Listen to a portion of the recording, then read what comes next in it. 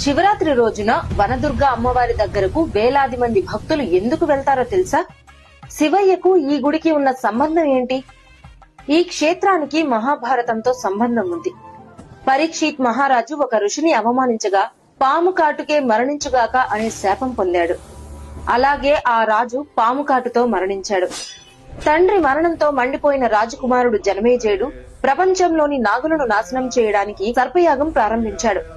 ఆకాశం నుంచి పాములు అగ్నిలో పడిపోతుంటే సృష్టి సమతుల్యం కూలిపోతుంది. అప్పుడు దేవతలు పరమశివుణ్ణి ప్రార్థించారు. అప్పుడు శివుని తలపై ఉన్న గంగాదేవి మంజీరా నదిగా మారి 7 ప్రవాహాలుగా విడిపోయి యజ్ఞాగ్నిని ఆర్పివేసింది. అందుకే ఈ ప్రదేశం పేరు ఏడుపాయలుగా ప్రసిద్ధి చెందింది. అందుకే ఇక్కడ శివుడు మరియు ఆదిశక్తులు వేరుకావని భక్తుల విశ్వాసం.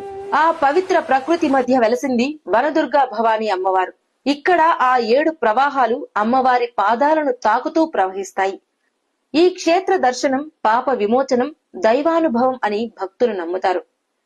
అమ్మవారిని దర్శిస్తే శివుని కృప కూడా లభిస్తుందని, శివశక్తులు ఒక్కటేనని భక్తుల విశ్వాసం.